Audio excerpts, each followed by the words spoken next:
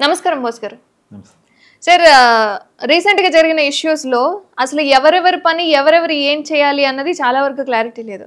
So నేను ఏం మాట్లాడుతున్నాను అంటే, రీసెంట్గా షాద్ నగర్లో జరిగిన ఒక మహిళపై జరిగిన దాడి అంటారో, లేకపోతే థర్డ్ డిగ్రీ అంటారో, లేకపోతే అరాచకం ఏమనుకున్నా సరే, దీనివల్ల సస్పెండ్ అయిన వాళ్ళు ఉన్నారు. రీసెంట్గా అసలు ఏం జరుగుతుంది? అసలు ఒక మహిళ మీద, సాధారణమైన మహిళ మీద ఈ విధంగా థర్డ్ డిగ్రీ అనేది చేయొచ్చా? ఎందుకు చేయాల్సిన పరిస్థితి వచ్చింది? సో వాళ్ళకున్న ధైర్యమా, ఏం చేయలేను అన్న ఆ ధైర్యం అంటారా? నాకు అన్నిటికన్నా ఆశ్చర్యం కలిగించేది ఏంటంటే అండి, వాళ్ళు తెలియకుండా అక్కడ దూరంగా చేయలేదు. మామూలుగా పొలాల్లో తీసుకెళ్ళి స్టేషన్లోనే కెమెరాలు ఉన్న చోట కూడా వాళ్ళు ఈ రకంగా చేశారంటే ఎంత ధైర్యం అండి. ఇన్ని రాజకీయాలు మనకు ఒక 4 రకాల వ్యవస్థలు నడుస్తూ ఉన్నాయి. మన సొసైటీలో 4 రకాల వ్యవస్థలు నడుస్తూ ఉన్నాయి. ఒకటి పోలీస్ వ్యవస్థ, ఒకటి కోర్టు వ్యవస్థ, ఒకటి గవర్నమెంట్ వ్యవస్థ, 4వది మీడియా. మీడియా ఈజ్ ఇండిపెండెంట్ వ్యవస్థ. మిగతా 3 ఒకదానికొకటి అనుబంధంగా పనిచేసే వ్యవస్థలు ఉన్న మన రాజ్యాంగంలో ఒక పర్సన్ని ఈ రకంగా, అంటే there are rules to it.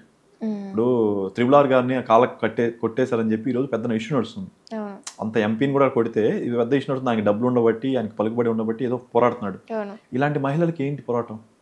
ఈ తప్పు చేసిన దానికి బయటకు వస్తేనే కదా. జరిగింది ఎప్పుడో 1 వీక్ బ్యాక్ జరిగితే ఈ రోజు సస్పెండ్ అయ్యారు. అంటే దీనికి సంబంధించి ఈ రోజు న్యాయం, అది కూడా ప్రజాస్వామ్యం కోసం కొంతమంది గొంతెత్తే జరిగింది. లేకపోతే సామాన్యులకి లేదు కదా ఇక్కడ అసలు వాల్యూ. అది చాలా ఆటవికం అండి. దిస్ ఇస్ కైండ్ ఆఫ్ ఆటవికం. నా దృష్టిలో వీళ్ళని సస్పెండ్ చేయడం కాదండి, రూల్స్ ఏమైనా ఉంటే. ఎందుకంటే ఈ వీడియో ఉంది కాబట్టి వీడియో చూసి గవర్నర్ గారి దగ్గరికి వెళ్ళి, అవసరమైతే of course home minister is the main person right now. Government ఉంది కాబట్టి గవర్నర్ వెంటనే శాంతి భద్రతలు బాగా క్షీణిస్తే తప్పితే గవర్నర్ పాలన వెంటనే రాదు. కానీ నా దృష్టిలో this is one of the ఆటవిక చర్య. ఇలాంటి దానికి మళ్ళీ జరగకూడదంటే ఎవరైతే బాధ్యులు ఉన్నారో వాళ్ళందరినీ చట్టపరంగా శిక్షిస్తూ, గవర్నమెంట్ ఎంప్లాయీస్ సస్పెండ్తో సరిపోకుండా ఇమ్మీడియట్గా వాళ్ళని ఎంప్లాయ్మెంట్ తీపిచ్చేసి ప్లస్ శిక్ష చేయాలి. అప్పుడు కానీ రేపొద్దున ఎవడన్నా అవుట్ ఆఫ్ ద వేలో చేయాలంటే, అవుట్ ఆఫ్ ద సిస్టమ్ నుంచి చేయాలంటే, మీకు ఆంధ్రప్రదేశ్ అలాంటి out of the way system జరిగినాయి లాస్ట్ 5 ఏళ్ల వైఎస్ఆర్సీపీ పాలనలో. ఇప్పుడు బయటకు వస్తున్నాయి మెల్లిమెల్లిగా వాటికి సంబంధించిన ఇన్ఫర్మేషన్. కానీ ఏం జరిగినా సరే, నా ఉద్యోగం రేపు కాకపోతే ఎల్లుండి, లేకపోతే ఆ తర్వాత 4-5 రోజుల తర్వాత వస్తుంది అన్న ధైర్యము కావచ్చు, ఏం చేసినా నడుస్తుంది అనేది చాలా సాధారణమైపోయింది. చూసుకుందాంలే అని. ఇది ఇండిపెండెంట్ వ్యవస్థలు కదా పోలీస్ వ్యవస్థలు. ఎప్పుడైతే పోలీస్ వ్యవస్థలు రాజకీయ వ్యవస్థతో మింగిల్ అవుతా వాళ్ళ సలహాలు వింటున్నప్పుడు, ఒక పార్టీ పోతే ఇంకో పార్టీ వేసినప్పుడు మనం గెలుస్తాం, మనకి బెటర్మెంట్ వస్తుందిలే. ఇప్పుడు ఒక పార్టీలో బర్త్రఫ్ అయినోడు, మంచి పొజిషన్ ఉన్నాడు, నెక్స్ట్ పార్టీ రాగానే మంచి పొజిషన్ ఇచ్చేస్తున్నారు. ఎందుకు? ఇంతకుముందు నువ్వు నాకు ఫేవర్గా నడిచావు, ఈ గవర్నమెంట్ 5 సంవత్సరాలు కళ్ళు మూసుకోలేకపోతే 5 సంవత్సరాల తర్వాత నెక్స్ట్ 5 సంవత్సరాలు నీకు మంచి వాల్యూ ఇస్తాం.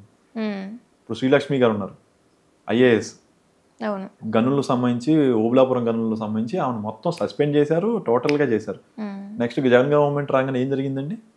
ఆంధ్రప్రదేశ్లో మంచి పొజిషన్ ఇచ్చారు, సీఎంఓ క్యాడర్లో ఆమెకు ముందు ఇచ్చారు. మళ్ళీ ఇప్పుడు చంద్రబాబు గారు ఏమైంది? మళ్ళీ దూరం పెడతారు. సస్పెండ్ చేయాల, పాపం దూరం పెట్టేసి సాధారణలో ఇచ్చేసి వాళ్ళకి ఏం పనులు ఉండవు, ఇంకా ఖాళీ కూర్చోడమే. గవర్నమెంట్ సొమ్ములు చేస్తుంది, ట్యాక్స్ మనీ.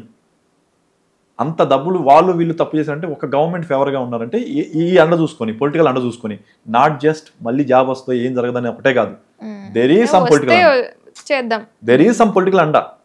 ఎవరో పొలిటికల్ నాయకుడు ఎవరో వాళ్ళతో వాళ్ళు అంటగలుగుతున్నారు, లేకపోతే అంత ధైర్యం ఉండదు. నాట్ ఓన్లీ అందులో సస్పెన్షన్ ఉండదు కదా, బర్త్రఫ్ ఉండదు.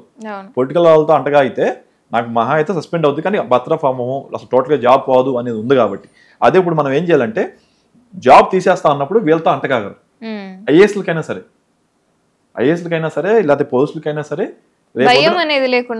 దానికి ఏం చేయాలంటే సపరేట్ ఒక కమిటీ లాంటిది ఏదైనా ఫామ్ చేసి గవర్నమెంట్ ఇలాంటి కేసెస్లని రివ్యూ చేసి వాళ్ళకి అధికారాలు ఇవ్వగలగాలి గవర్నమెంట్.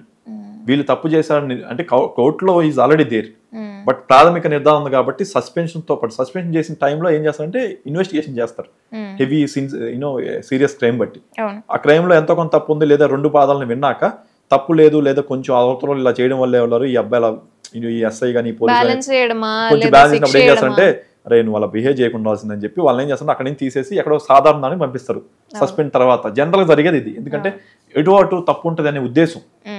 బట్ ఈసారి ఏంటంటే ఇక్కడ తప్పు ఉందని తేలినప్పుడు, ఏ మాత్రం తప్పు ఉన్నా అది కరెక్ట్గా చేయకూడదు అని తెలిసినప్పుడు సాధారణ పరిపాలన కాకుండా బర్త్రఫ్ చేయాల్సిందిగా ఏదో ఒక రూల్స్ తీసుకురావాలి యాక్ట్ ప్రకారం. కోర్టులు ఇప్పుడు ఈ రోజు డేట్లో కోర్టులు చూస్తున్నాయి. బట్ ఇది చేస్తే ఏంటంటే దెర్ విల్ బి సమ్ రాజ్యాంగాన్ని ఇలా మనం యూనో ఇంత ఆటవికంగా చేయకూడదు అనే విషయం మీద వస్తుంది. నాకు తెలిసి అంటే రాజ్యాంగాన్ని కరెక్ట్గా యాజ్ టీజ్ గా ఫాలో చేస్తే మంచి పరిపాలన ఎవ్రీబడి కెన్ గివ్ అండి. నిజంగా అంటే ఏ ఉద్యోగి అయినా సరే, ప్రైవేట్ రంగం కావచ్చు లేదా ప్రభుత్వ రంగం అయినా సరే, ఒక్క రూపాయి ఆశించకుండా అసలు న్యాయం ఎటుంది ఏంటి అనేది ఆలోచించే నాయకుడే లేకుండా పోయారు. 99% అండి లేరు. వాళ్ళకి 1% ఉంటారు. మనం అది ఎక్సెప్షనల్ గా ఉంది. ఒకప్పుడు ఇటు ఉండేది, ఇప్పుడు ఇటు అయింది. ఉన్న 1% కూడా అంటే వీళ్ళు 1% అని ఇప్పుడు మీ దగ్గరకు వచ్చి నేను ఏదైనా ప్రాబ్లం చెప్పుకున్నాను అంటే విన్నంత వరకు బాగానే ఉంటుంది. ఎప్పుడైతే అపోనెంట్ వచ్చి మాట్లాడతారో అంటే వాడి దగ్గర ఏదన్నా పలుకుబడి ఉన్నా ఇంకేదన్నా డబ్బులు ఇచ్చినా సరే వెంటనే ఆ 1% అనేది చేంజ్ అయిపోతుంది. సో అలా మారిపోయింది వ్యవస్థ అనేది. బట్ ఆ అమ్మాయి విషయంలో అయితే నాకు తెలిసి ఇదే సరైన, ఇప్పటి నుంచి కొత్త ఆలోచన తీసుకొస్తే ఫ్యూచర్ లో ఇలాంటివి రిపీట్ అవ్వకుండా పోలీసులు కూడా అధిక జులుం ప్రదర్శించరు. Of course they have to have that power. ఆ పవర్ లేకపోతే నన్ను కొట్టడు. ఇప్పుడు దొంగనేడు, ఇప్పుడు మనం ఇలాంటి దాని గురించి మాట్లాడుతున్నాం. రియల్ దొంగనేడు అంటే మనం ఏం చేసినా నన్ను కొట్టడు, కొడితే మళ్ళీ నేను వెళ్ళి కేసు పెడతాను, వాడికైనా వెళ్తా జైలుకి వెళ్తా మళ్ళీ వస్తా అనే మైండ్ సెట్ ఉంది కదా. మరి అలాంటి వాళ్ళకి కాబట్టి వాళ్ళు పెట్టలేకపోతారు కాబట్టి ఆ భయం జనాల్లో ఉండగలగాలి ఎంతో కొంత.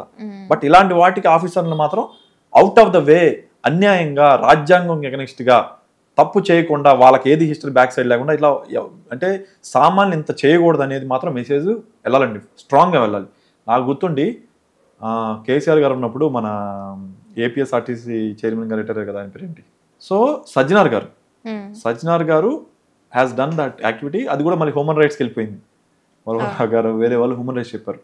But that was the main thing. అలా ఉన్నప్పుడు ఈవెన్ దో వీఆర్ అగెనిస్ట్ అది డెమోక్రసీ, బట్ కొన్నిసార్లు ఏంటంటే అలాంటి శిక్షలు కరెక్ట్ అనిపిస్తాయి ప్రజాక్షేత్రంలో. At the end of the day ప్రజలే కదా ప్రభువులు.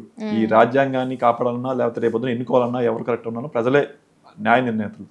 బట్ ఈ విషయంలో రాజ్యాంగాన్ని కాపాడాలి కాబట్టి ప్రజలకి సామాన్యునికి రక్షణగా ఇచ్చేటట్టు గవర్నమెంట్లు చేయాలి. మెజారిటీ అట్లీస్ట్ ఒక 10 కేసులు ఎప్పుడైనా అటు ఇటు అవుతాయండి. కానీ ఇప్పుడు ఏమైందంటే 90 కేసెస్ ఇలా అవుతున్నాయి, 10 కేసెస్లో మాత్రం న్యాయం జరుగుతుంది.